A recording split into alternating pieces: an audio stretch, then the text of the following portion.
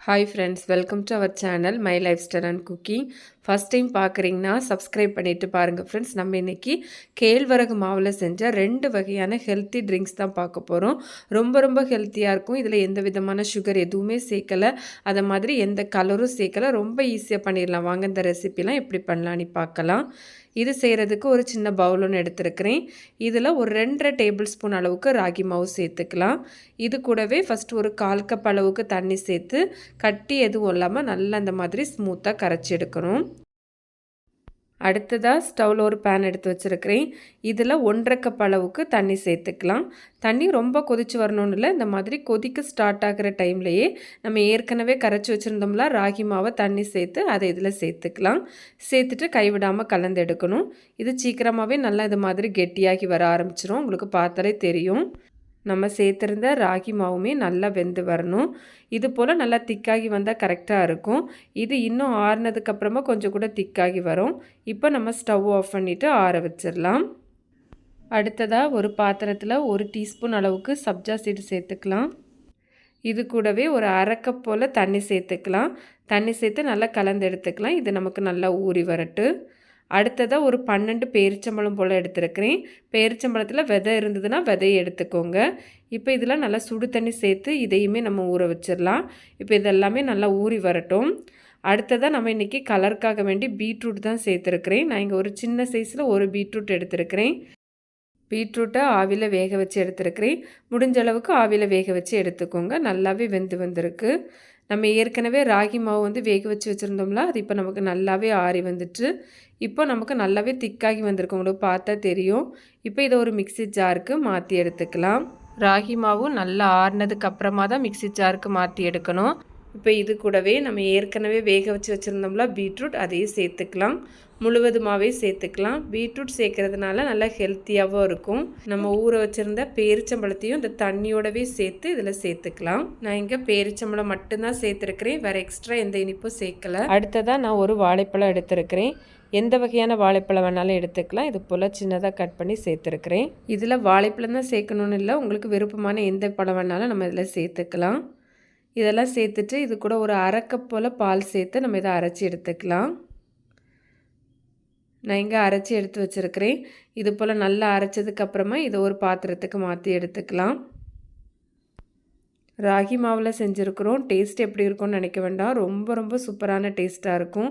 வீட்டில் பசங்களுக்கெல்லாம் ரொம்ப பிடித்தமான ஒரு சுவையிலேயே இருக்கும். கண்டிப்பாக திரும்ப கேட்டு வாங்கி சாப்பிடுவாங்க. செம்ம டேஸ்ட்டாக இருக்கும். நம்ம இப்போ இது கூடவே பால் சேர்த்துக்கலாம். நான் இங்கே 3/4 லிட்டர் அளவுக்கு பால் சேர்த்துருக்கிறேன். ஏற்கனவே நம்ம அரைக்கும் போது ஒரு 1/2 கப் போல் பால் சேர்த்துருக்குறோம். எல்லாம் சேர்த்து மொத்தத்தில் தான் நான் 3/4 லிட்டர் அளவுக்கு பால் சேர்த்துருக்கிறேன். பால் சேர்த்துட்டு இது போல் நல்லா கலந்து எடுக்கணும். எல்லாம் நல்லா சேர்ந்து வர மாதிரி இது போல் கலந்து எடுத்துக்கோங்க. இதில் ஃப்ரிட்ஜில் வச்ச பால் இல்லைன்னா நம்ம இந்த மாதிரி ரெடி பண்ணிவிட்டு ஃப்ரிட்ஜில் வச்சு கூட சாப்பிடலாம். இதில் நம்ம ஏற்கனவே ஊற வச்சுருந்தோம்ல சப்ஜா சீடு, அதை சேர்த்துக்கலாம். சப்ஜா சீடோ சியா சீடோ எது வேணாலும் சேர்த்துக்கலாம்.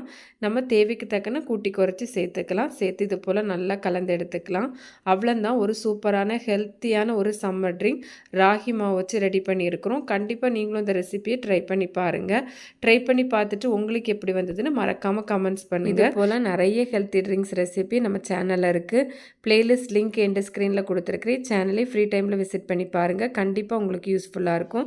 இந்த ரெசிபி வீடியோ கண்டிப்பாக பிடிச்சிருந்தால் லைக் கூட ஹைப்பும் பண்ணிவிட்டு சப்ஸ்கிரைப் ஷேரும் பண்ணுங்கள் ஃப்ரெண்ட்ஸ்.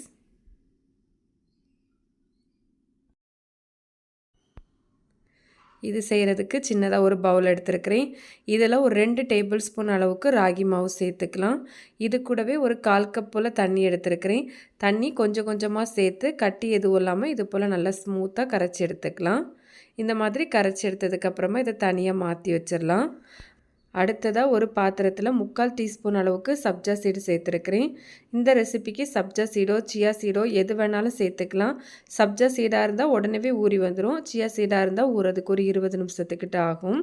இப்போ இதில் கொஞ்சமாக தண்ணி சேர்த்து இது போல் நல்லா கலந்து எடுத்துக்கலாம். இப்போ இது நல்லா நமக்கு ஊறி வரட்டும். அடுத்ததாக ஸ்டவ்வில் ஒரு பாத்திரம் எடுத்து வச்சுருக்கிறேன். இதில் நம்ம தண்ணி சேர்த்துக்கலாம். 1/4 கப் அளவுக்கு தண்ணி சேர்த்துருக்கிறேன். இது கூடவே ஒரு 5 பேரிச்சம்பழம் போல் எடுத்துருக்கிறேன். இது போல் சின்னதாக கட் பண்ணி சேர்த்துக்கலாம். நீங்கள் எடுத்துருக்கிற பேரிச்சம்பழம் ரொம்ப சாஃப்டாக இருக்குதுன்னா இந்த மாதிரி சேர்க்க வேண்டாம், அரைக்கும்போது சேர்த்தாலே போதும். தண்ணி நமக்கு ரொம்ப கொதித்து வரணும்னு இல்லை, இந்த மாதிரி கொதிக்க ஸ்டார்ட் ஆகிற டைம்லையே நம்ம ஏற்கனவே கலந்து வச்சுருந்தோம்ல ராகி மாவில் தண்ணி சேர்த்து அதை இதில் சேர்த்துக்கலாம். சேர்த்துட்டு இதை போல் நல்லா கைவிடாமல் கலந்து எடுக்கணும். சீக்கிரமாகவே திக்காகி வந்துடும். நமக்கு ராகி மாவுமே நல்லா வெந்து வரணும். இது போல் நல்லா ராகி மாவு வெந்து வந்ததும் நம்ம ஸ்டவ் ஆஃப் பண்ணிடலாம். இது ஆறுனதுக்கப்புறமா கொஞ்சம் கூட நமக்கு நல்லா திக்காகி வந்துடும்.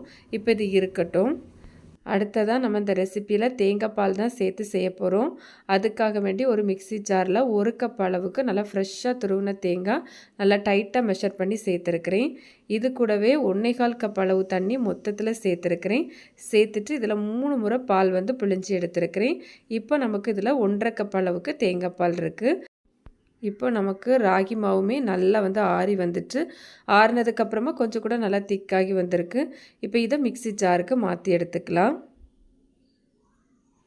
மீடியம் சைஸில் 2 கேரட் வேக வச்சு எடுத்துருக்கிறேன். குக்கர்லேயோ இல்லை ஆவிலையோ கூட வேக வச்சு எடுத்துக்கலாம். குக்கரில் வேக வைக்கிறீங்கன்னா அந்த வேக வைக்கும்போது எக்ஸ்ட்ரா தண்ணி இருந்துன்னா அதையும் வேஸ்ட் பண்ணாமல் இந்த ஜூஸோடவே சேர்த்துக்கோங்க.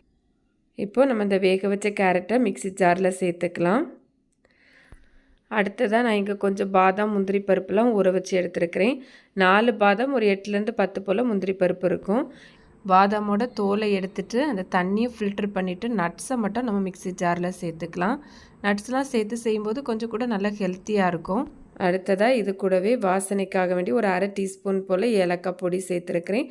நீங்கள் முழு ஏலக்காய் சேர்க்குறதா இருந்தால் கூட சேர்த்துக்கலாம். நம்ம ஏற்கனவே தேங்காய் பால் எடுத்து ரெடி பண்ணி வச்சுருந்தோம்ல, அதுலேருந்து ஒரு 1/4 கப் போல் சேர்த்து நல்லா பேஸ்ட்டாக அரைச்சி எடுத்துக்கலாம். நான் இங்கே அரைச்சி எடுத்து வச்சுருக்கிறேன். அரைக்கும் போது இந்த நட்ஸ் எல்லாம் ரொம்ப அரைப்படாமல் இருந்தால் கூட அது சாப்பிட்றதுக்கு ரொம்ப நல்லாயிருக்கும். இப்போ இதை நம்ம ஏற்கனவே தேங்காய் பால் எடுத்து வச்சுருந்தோம்ல அந்த பாத்திரத்துலேயே சேர்த்துக்கலாம். நம்ம இதில் கேரட் சேர்க்குறதுனால நல்ல ஒரு எல்லோ கலரில் இருக்கும். கொஞ்சம் கூட நல்லா ஹெல்த்தியாகவும் இருக்கும், ரொம்ப டேஸ்ட்டாகவும் இருக்கும். இப்போ இதெல்லாம் சேர்த்து நல்லா இது போல் கலந்து எடுக்கணும். எல்லாம் நல்லா அந்த தேங்காய் பாலோடு சேர்ந்து வர மாதிரி இது மாதிரி நல்லா கலந்து எடுத்துக்கோங்க. அடுத்ததாக இது கூடவே நான் ஏற்கனவே கொஞ்சம் பாதாம் பிசினில் தண்ணி சேர்த்து ஊற வச்சுருக்கிறேன். ஓவர் நைட் ஊற வச்சு எடுத்துருக்கிறேன். இதுலேருந்து ஒரு 1/4 கப் போல் சேர்த்துக்கலாம். இது ஆப்ஷனல் தான், இருந்தால் சேர்த்துக்கோங்க, இல்லைனா ஸ்கிப் பண்ணிக்கலாம். நம்ம இதில் எக்ஸ்ட்ரா ஸ்வீட் எதுவுமே சேர்க்கணும்னு அவசியம் இருக்காது.